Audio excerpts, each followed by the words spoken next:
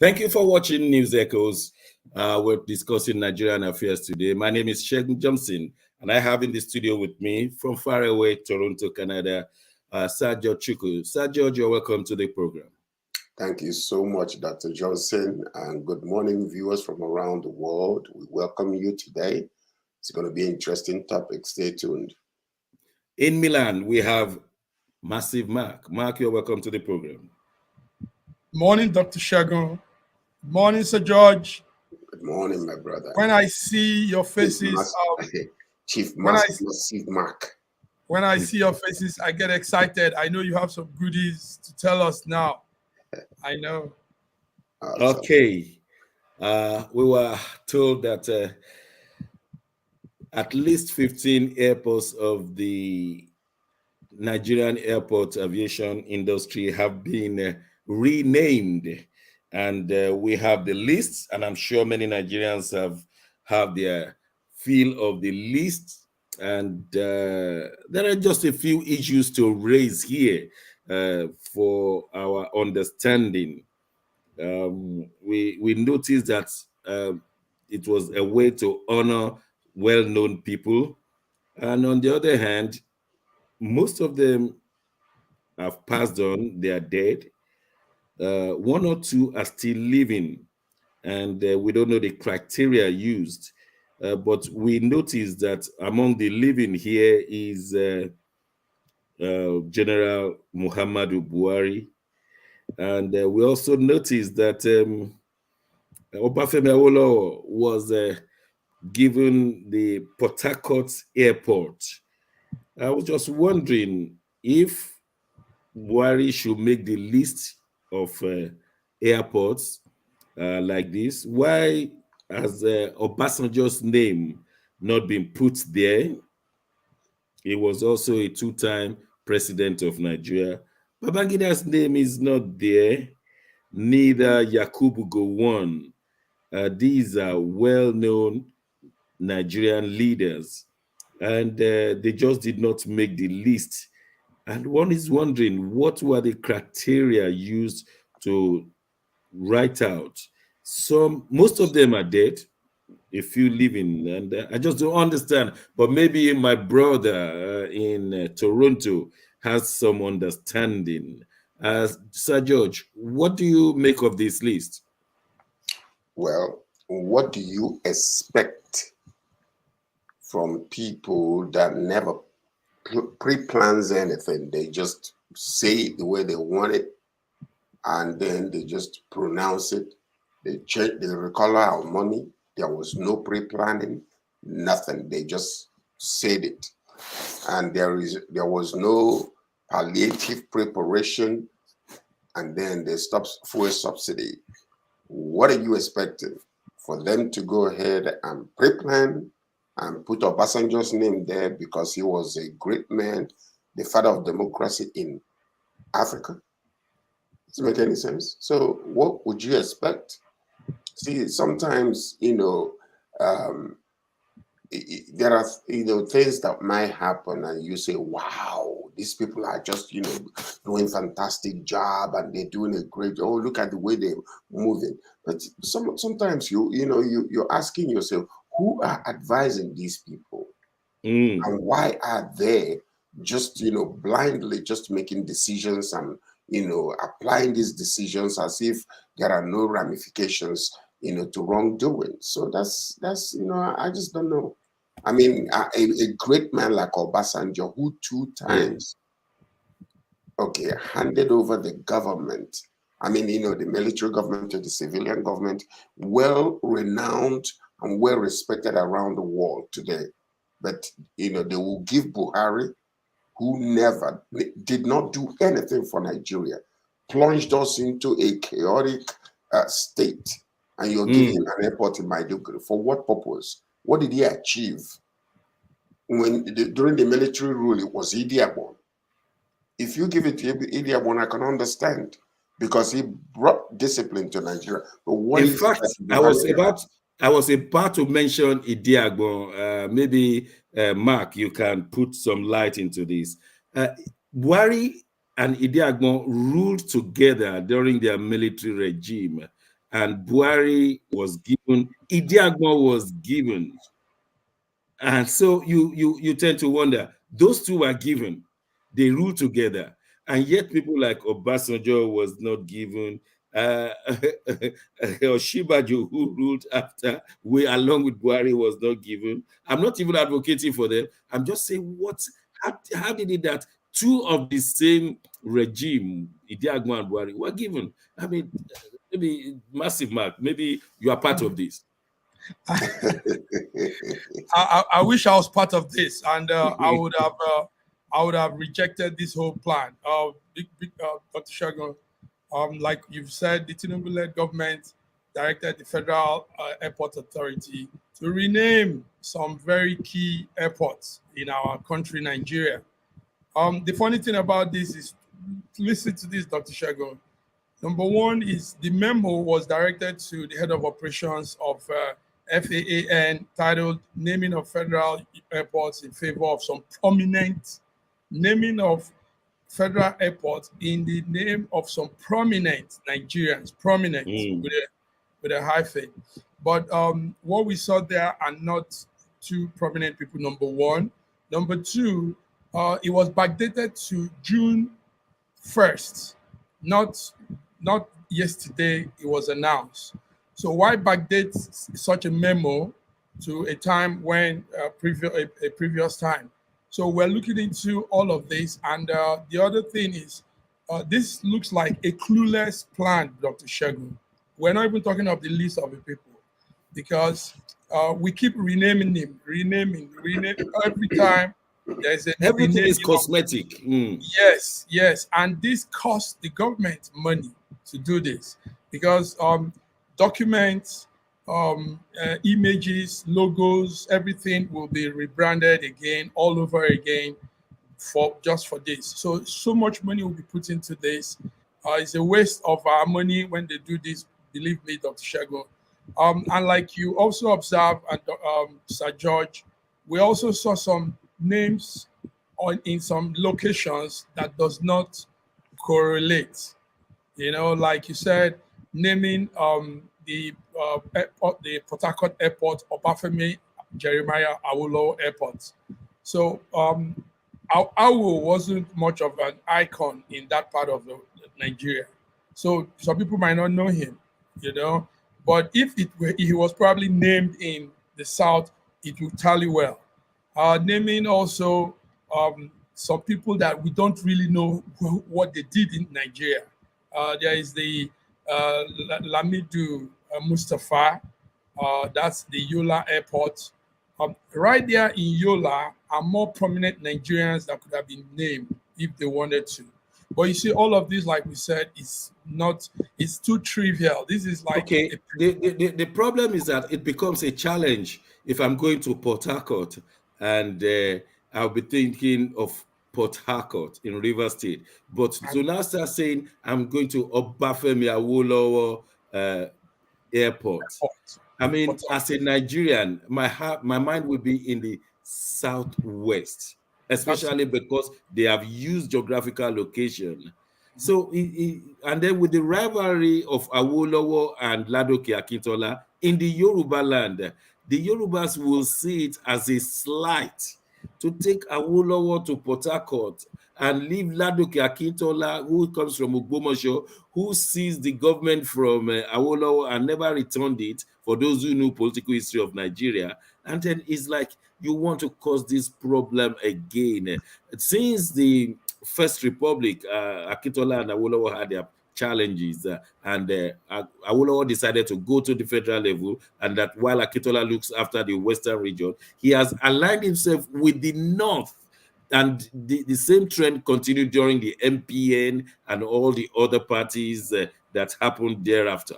So now, putting Awolowo to faraway Port Harcourt, the Awolowo family will be thinking, what is going on? Why so far away? Why you now throwing Awolowo? I mean, does somebody have some gray matter in Nigeria anymore? Something that I'm realizing, because in looking into this, yes, you will see that this is really not our current president's doing.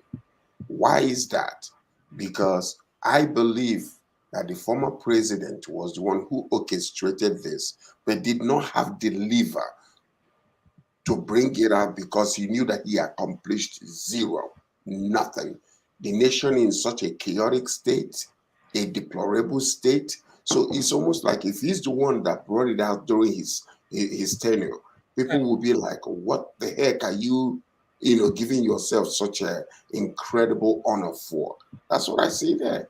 I believe it was him that orchestrated, but didn't have the lever to bring it because it would have been people would have booed him. Especially putting his name. And we know that airports are very, is a place of nomenclature. You talk of JF Kennedy, you talk of George Washington, you talk of Muritala Mohammed Airport. These are names you will call. When they say Muritala Mohammed Airport, everybody's mind goes straight to Ikeja, goes straight to Nigeria, to Lagos. That's how it works. So the name will be forever. So now you'll be saying Obafemi Awolowo, and he's in Port Harcourt. It doesn't make sense, for God's sake. Well, let me use this occasion to welcome Dr. Godwin Ibe, all the way from Moscow, Russia. You're welcome to the program. Thank you so much for having me. Thank you, viewers, for tuning in. Is it good afternoon or good evening, Dr. Ibe? It's afternoon. Good afternoon. Good afternoon. Okay, it's good Thank to you know so that. much, And my dear you've been panelists and hearing legends. our discussion from the background. What's your take on these airport nomenclature before we move on?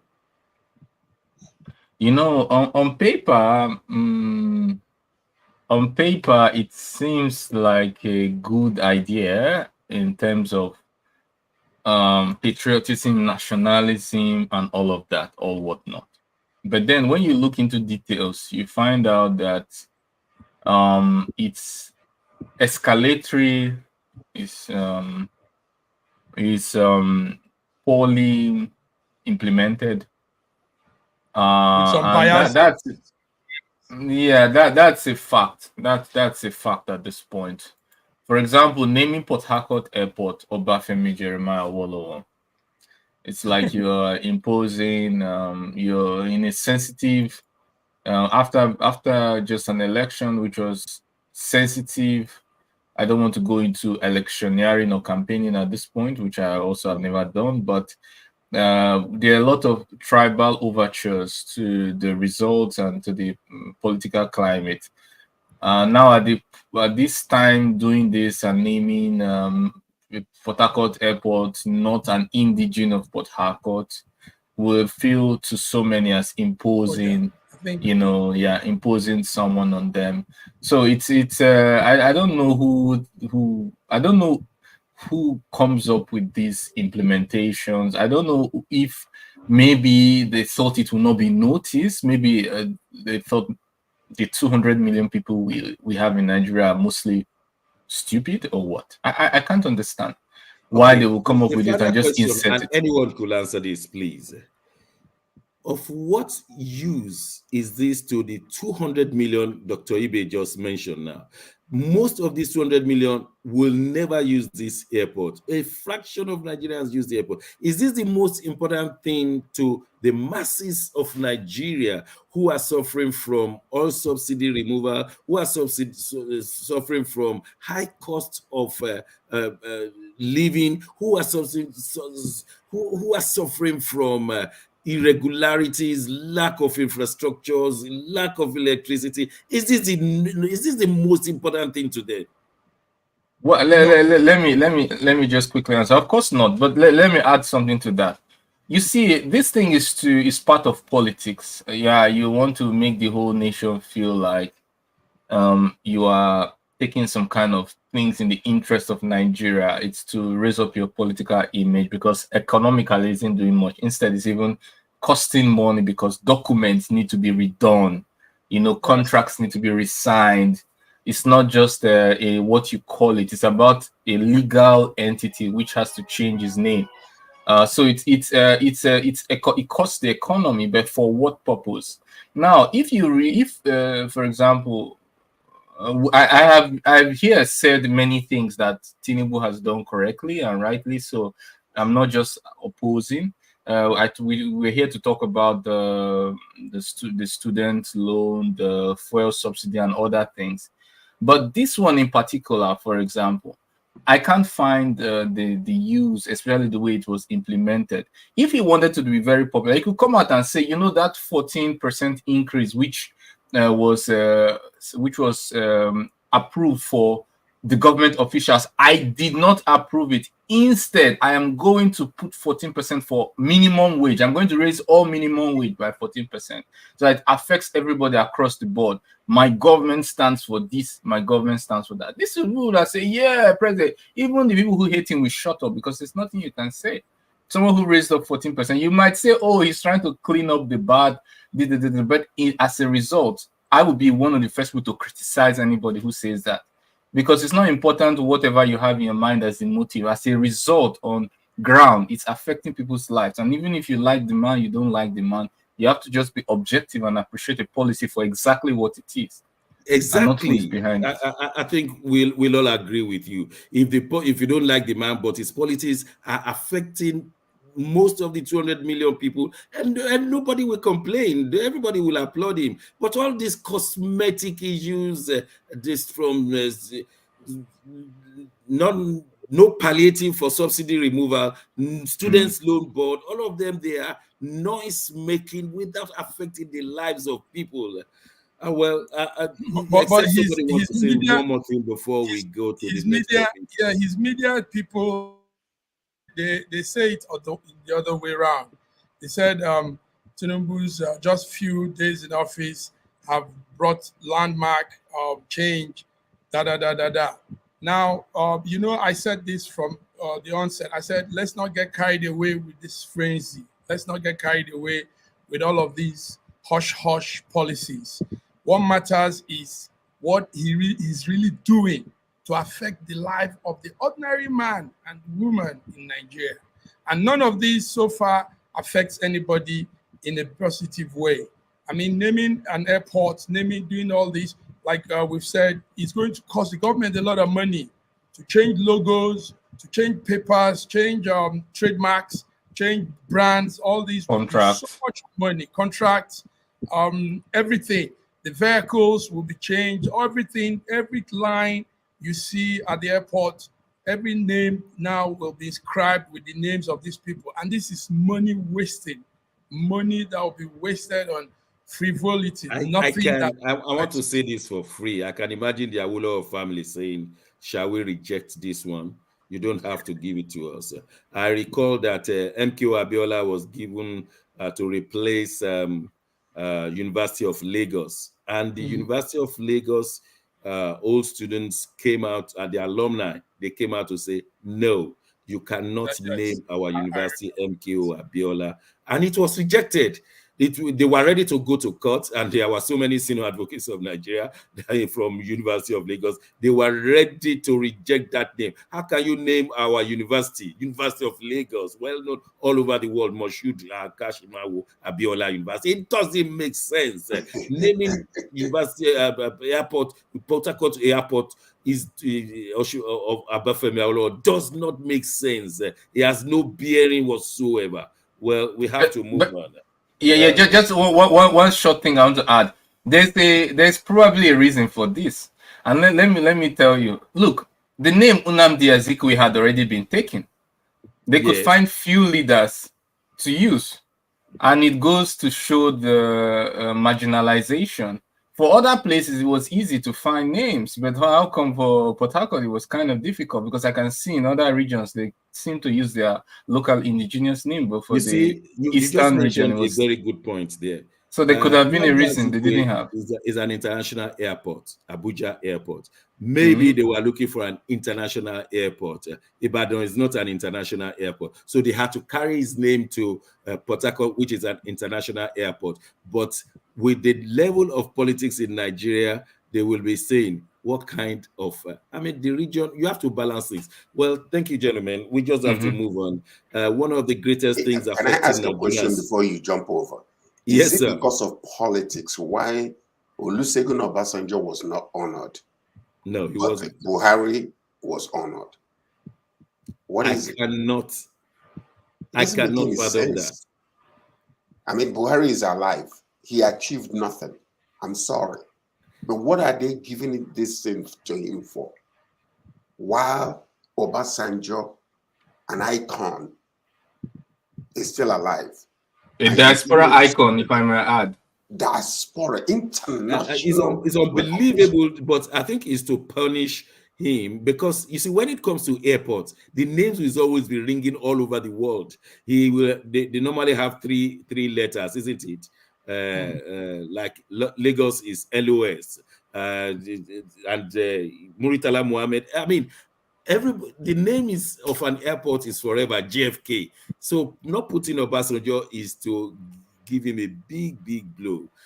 Well, thank you. And like you rightly said, another government might come in and change everything again. Yeah, it will last for 4 years, max.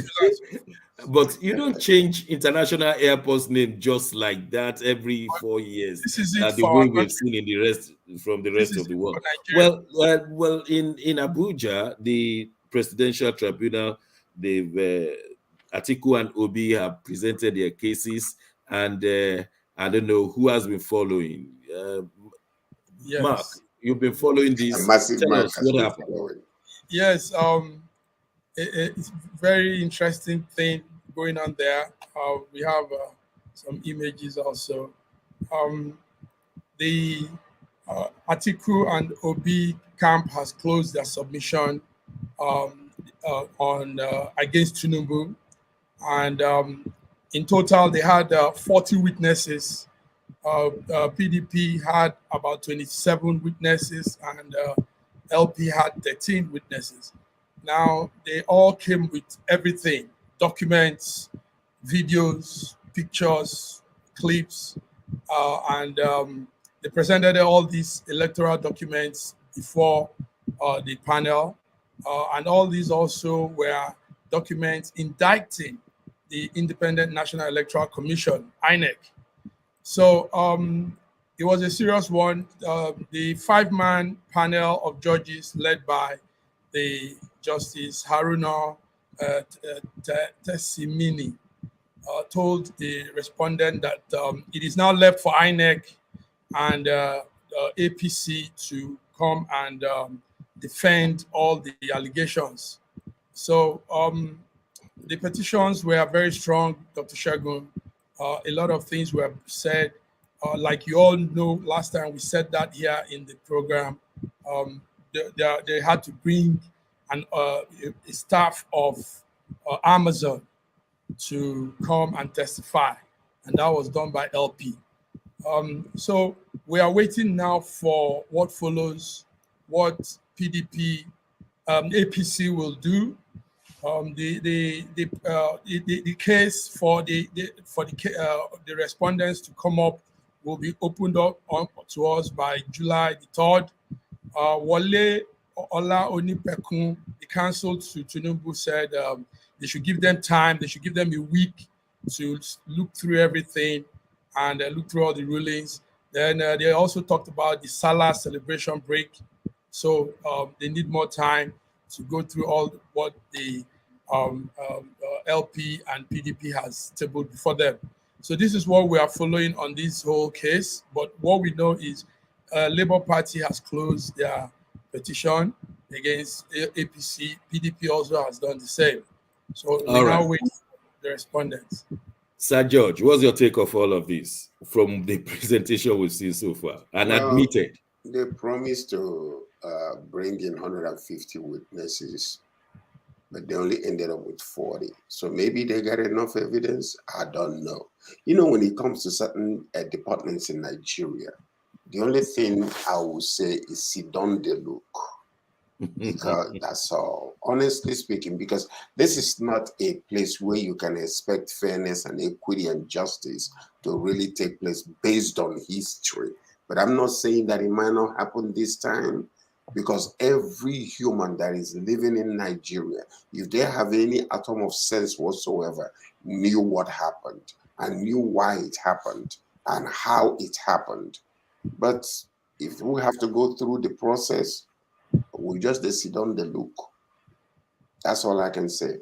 Dr. Ibe, the admission of certain things, especially the person of who is Mr. Tinubu, brought by the PDP, was very alarming and disturbing, saying that the Bola Ahmed Tinubu from the university was a female. That was accepted. And the one here is a male. Also, the certificate was a forgery of the real university. I mean, and it was accepted. I really don't know who the president is, and the whole world is watching. And the bottom line is that it makes other leaders look at the Nigerian leaders as all fraudulent. David Cameron, one time British Prime Minister, told the Queen that this here comes the president of the fantastically corrupt country, Nigeria. David Cameron, a fellow leader. I mean, this is the kind of things that we're looking for in integrity. Dr. Ibe. If I was near any of them that called the Nigerian leader fantastically corrupt, I would have told them to shut the hell up. That's exactly what I would have told them. We did, They are not. I we hate did that, nothing. I but hate. it did not change their mind. Yeah, we don't. It's Nobody should care about their mind. I believe Africa should stop allowing people to address them very disrespectfully, and should stop listening to all sorts of arrogance that is coming from moral bankruptcy. There's no one coming to this equity with clean hands. There's records everywhere, online, offline, in libraries, online, offline, in the East, in the West, that will document all sort of corruption by everybody. So when you come open your mouth and then you now give someone insulting name, someone who is around should slap the person back to reality. And I mean figuratively, not physical. We don't support violence here. Now, the matter at stake is what is better for us. Africa is in a position to decide what is better for them. They don't need any lecture from arrogant people who think for some based on their megalomaniacy, they have some kind of superior moral lectures to give Africa. But because it's good for Africa, Africa wants to be better because it's good for Africa. And not because you're trying to live up to anybody. There's nobody to live up to. Otherwise, we wouldn't have the war we're having too now. There are almost no adults in the room. There are no rules of engagement, just kids fighting for geopolitically for their strategic interests. So Africa has to understand that instead of getting into the stray bullets of the geopolitical big elephant fighting, to be able to properly define their domestic and foreign policy and align all their actions into it. For example, I was not against some of the candidates traveling to US, to UK. I support it. But why didn't you go to China? Why didn't you go to Russia? Why don't you do business with everybody? Why don't you trade with everybody? Deviate from the matter. So Hush Puppy could be our president. Well, I'm not saying Hush Puppy could be our president, no, that's but what then you're saying. Oh, then who should be? Who and all the people that have been, are they clear of fraud? Have they been cleared? Have they lived up to the moral standard? Why do you apply? I haven't voted. I haven't said Hush Puppy should be there or not be there. No, but that's I'm what saying you're saying. Hush Puppy no, that's not what I'm saying. I'm saying a rule. I'm saying when you no. I'm saying when you apply. This is exactly the point you are making, and No. everybody is listening to you. Yeah, can I clarify that because you don't understand? I think people who understand me who understand that that's not the point I'm making. But you're entitled to your belief. What I'm saying is that integrity is important, but we are done listening to lectures from morally bankrupt people. Then I'm also saying no double standard. What is good for the goose is good for the gander.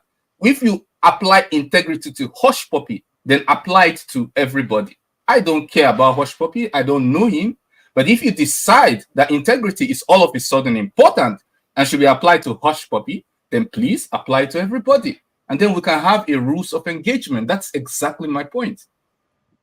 No government can thrive without law and order. Lawlessness is the exact problem that Africans have been having. And where there is lawlessness, there can never be development. Give them all the money. Of We'll course, go we've on seen break, this. We've and seen then this. when we Can I return, We've ask a seen this. question? We've seen this lawlessness. Sorry, okay, I'll just finish in 30 seconds. Yes, you're absolutely right. But you see, over the course of history, what have we had? We've had not. There's been elements of lawlessness. There's been element of equilibrium where people's interest is balanced by interest of the elites, and when there's brokerage of power among centers of power. These are the things that have kept the world so far. So we have to employ all the tools available, not just preaching, but we have to improve diplomacy. We have to understand what is strategic interest, what is national interest. We have to be able to understand what is tactical interest and be able to balance that diplomacy, know what red lines are and what our priorities are. Then in this way, we can have some agreed rules of engagement that can move all of okay, us forward. okay. So blessed be Hush Puppy. We'll be going on short break. When we return, we'll be looking at how Putin has lost face in Russia. Don't go away.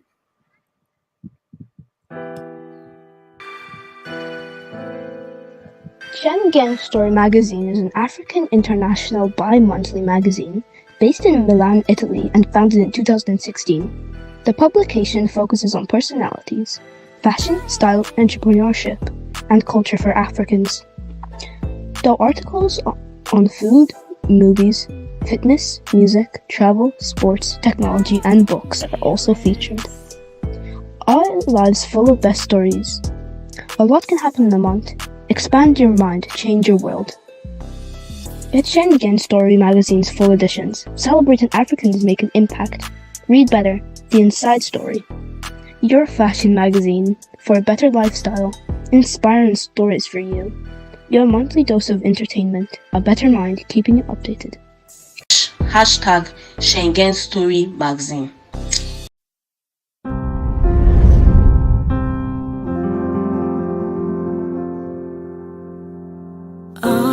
Arise, oh, compatriots,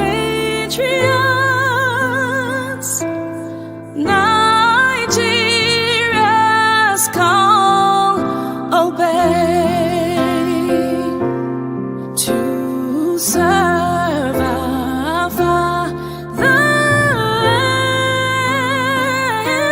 with love and strength and faith. The labor of our heroes past shall never be in vain. To serve with heart and might, one nation bound in freedom, peace and unity.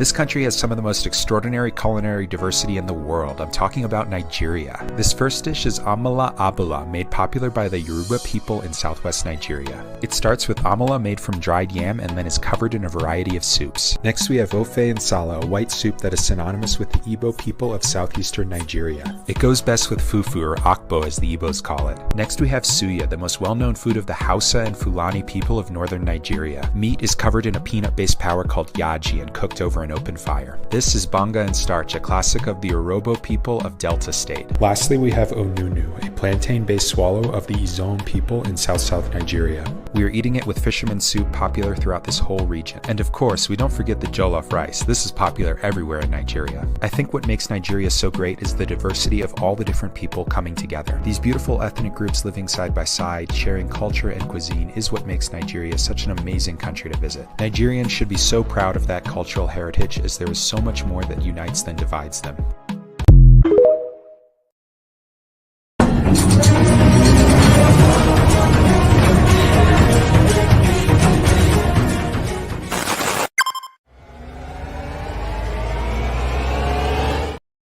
Thanks for staying with us. It's still News Echoes talking about issues of Nigeria and within the globe.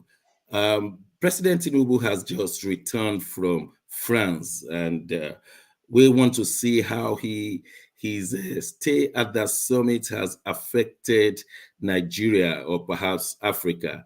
Massive Mark has been following. He's in his backyard.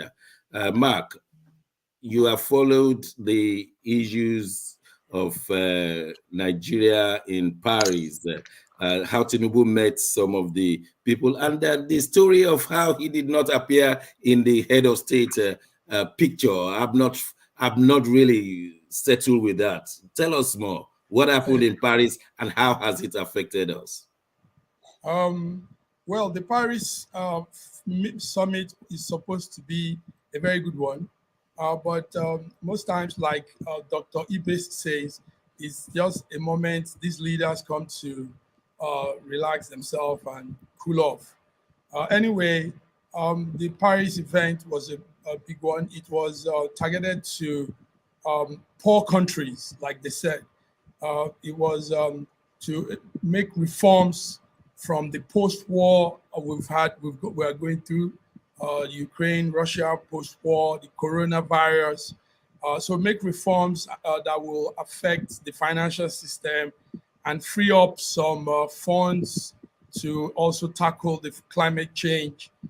So French President Macron called up this what his tag was, New Global Financial Pact that is aimed at building new consensus to meet interlinked global target of tackling poverty, tackling heat emission, and protecting our environment. So ideally, it was presented with some great speakers all around. Take note also that American Treasury Secretary Janet Yellen was there. She spoke on some key issues. Also, United Nations Secretary General Antonio Guterres was also there. Now, the question is, how does this affect Africa really? Because like we know, they do this talking a lot, and most times they go back without having much impact on the people of Africa, on the ordinary people. We didn't have any speech from our own president, but we had some good speech from the president of Kenya, the president of South Africa, and some other key notable African presidents. So, but one thing they all said that they all had one voice on is that Africa doesn't need their aid. Africa doesn't want to beg anymore.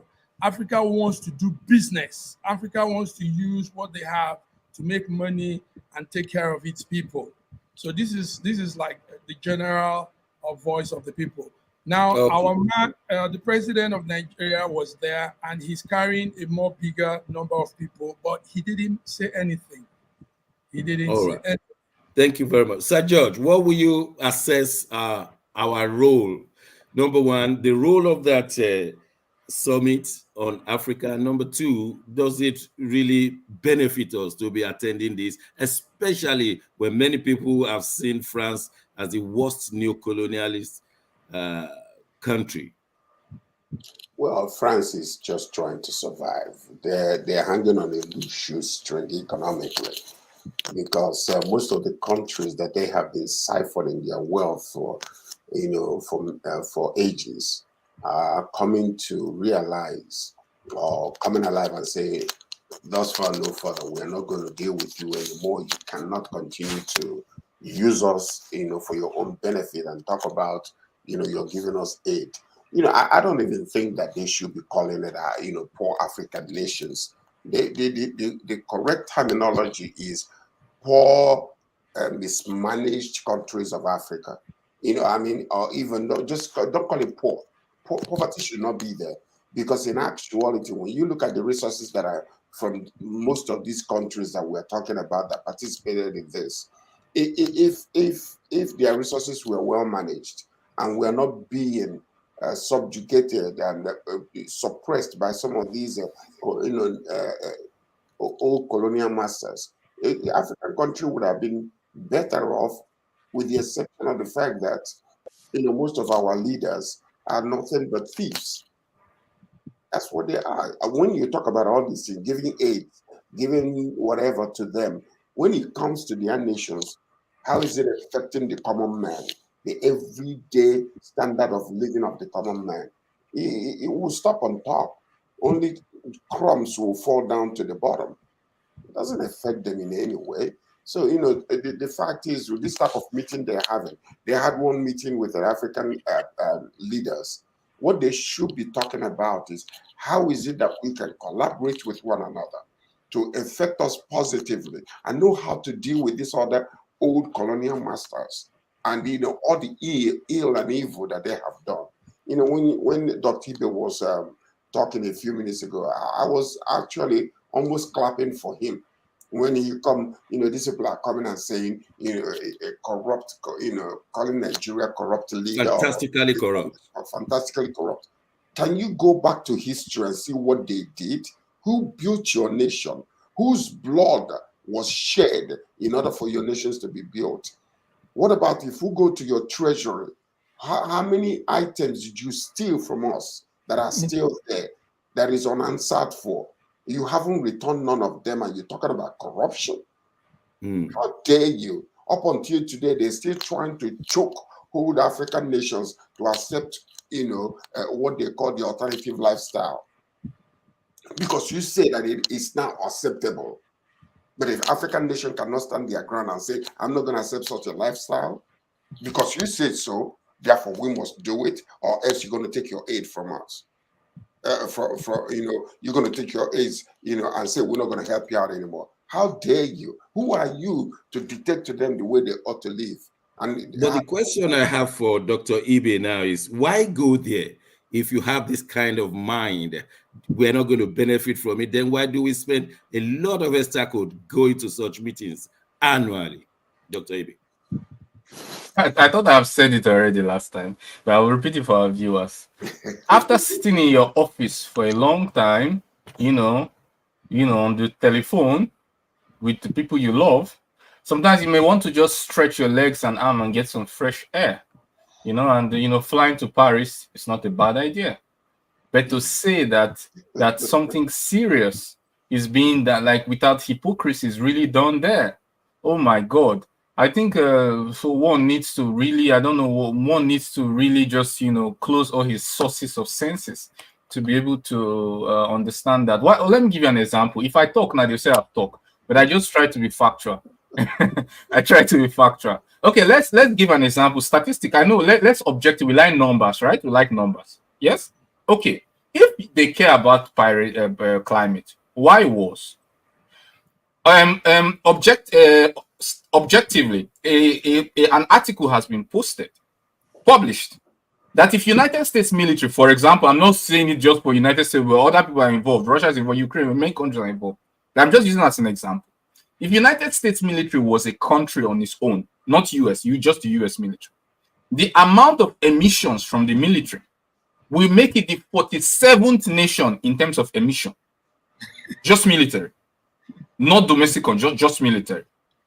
So now you fight wars, you promote military industrial complex, you sell bombs, 500 kilogram, 1 tons. You deploy nuclear bombs in more countries. We have them in UK, US, Israel, Italy, and and the rest. There are 6. They actually there are 6 bases in 5 NATO countries.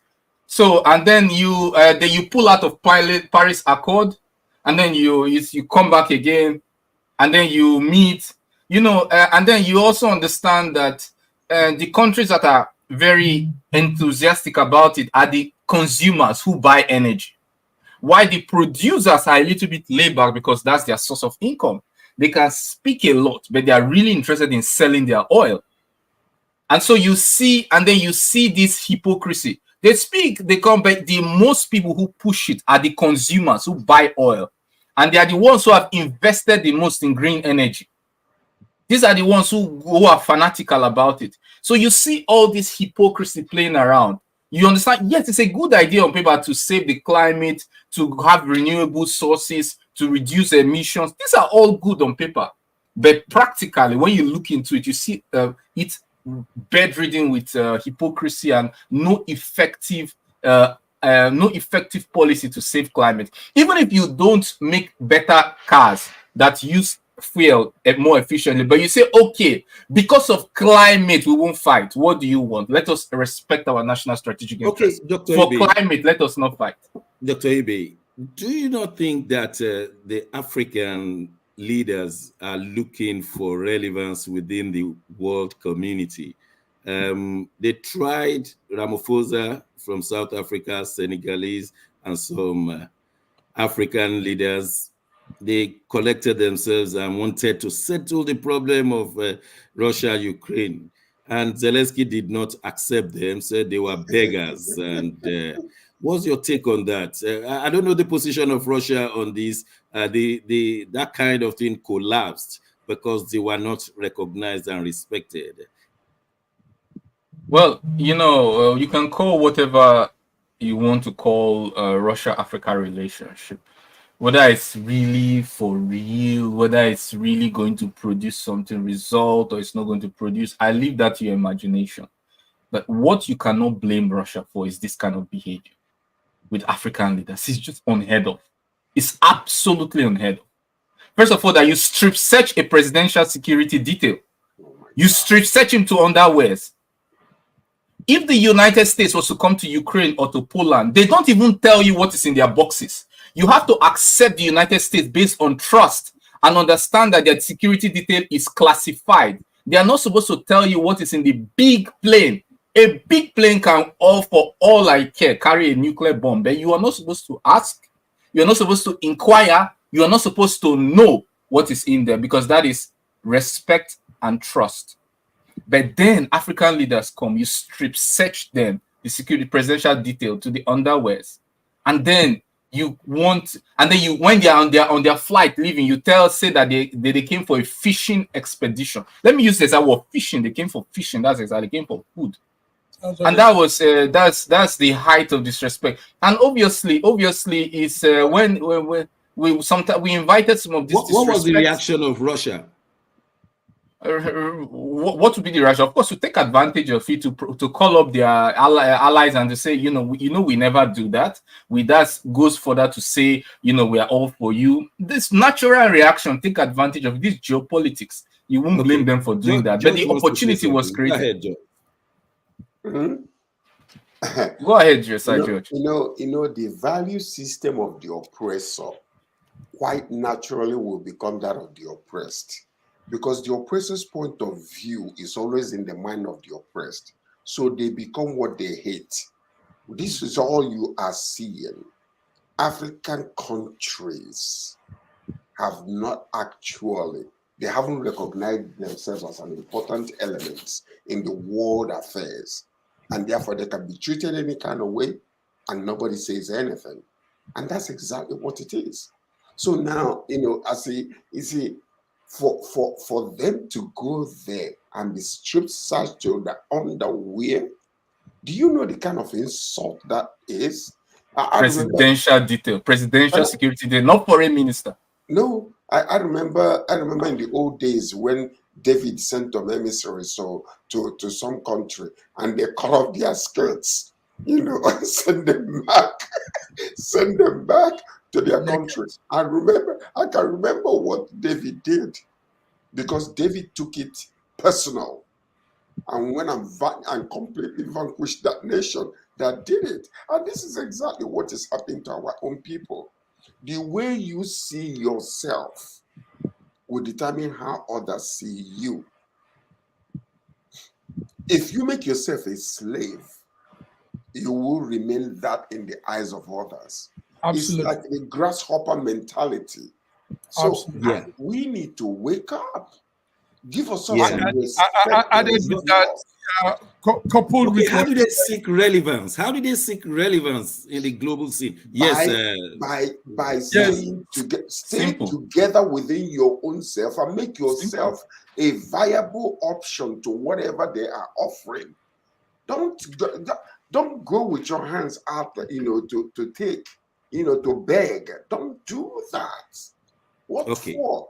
Ma, Yes, I was going to add to what George said and say we are in a world where there is a fight for superiority, a fight for dominance, and so far a group of people are still controlling that fight. But Africa can hold on, can come on top of that chain of that fight. Africa has all it takes. The problem with Africa is the leaders of Africa, the politicians, and those that steer the ship of our leadership. They are still they still are in that position of breastfeeding. So because they're like Ramaphosa, the South African president, and the Kenyan president, and everybody spoke very well, but they've been saying the same thing for years. Africa doesn't want aid. Africa wants to do business. Africa has, but they can't figure out how to go about doing this thing and taking charge of their life. So it's about working it out. It's about tactically bringing out ways, arrangement, system, technical ways of harnessing the resources we have in Africa and making something out of it for the people. So that's the problem we have. We are making good speeches. African leaders are speaking well. Everybody's talking well, but it's still not the talk that matters, but the doing, the action. Yeah, Dr. Ebe, still on this issue of Ramaphosa and the rest of the African leaders, don't you think Zelensky will have been thinking the kind of support Russia gave ANC and eventually they were free from apartheid, that there's no way any South African leader will balance the discussion between Russia and any other war enemy?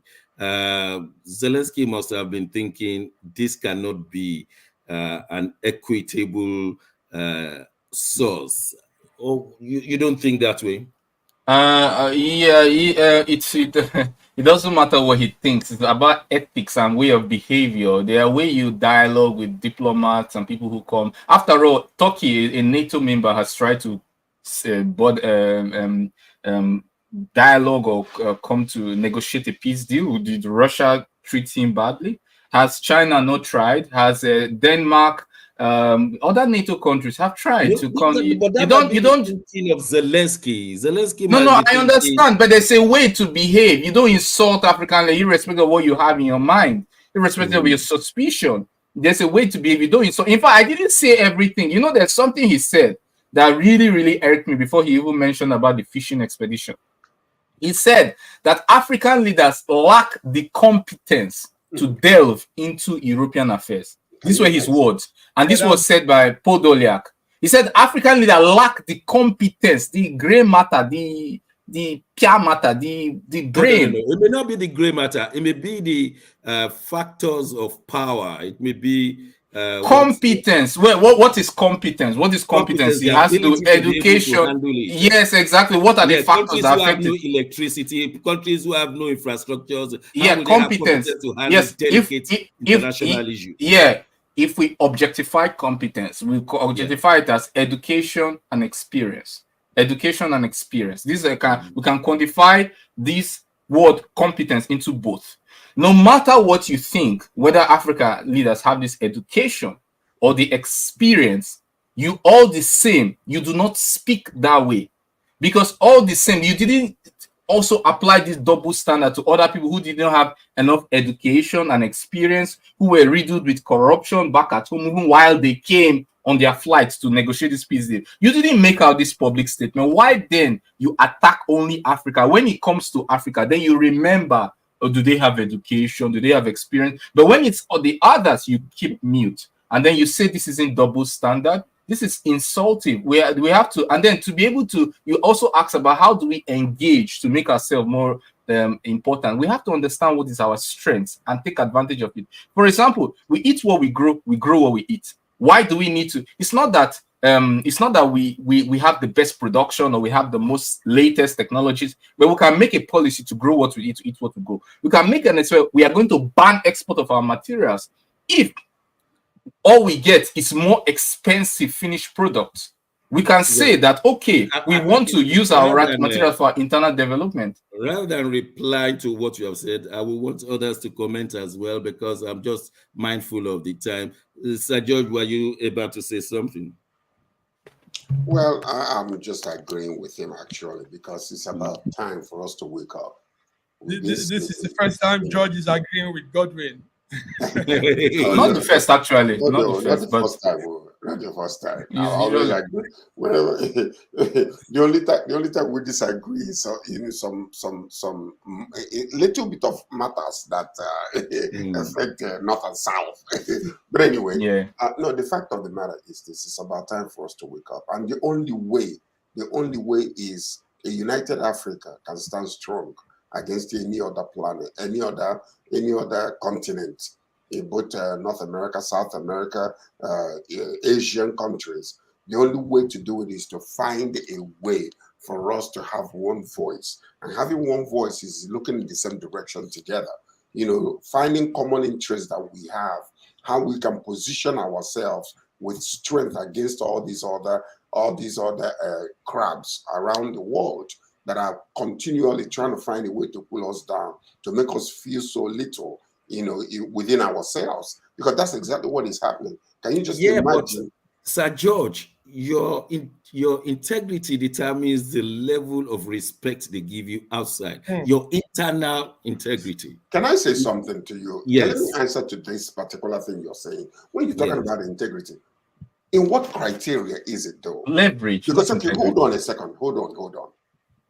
You say it's illegal to marry more than one wife, but it is legal for a man to sleep with a man and a woman to sleep with a woman and marry each other.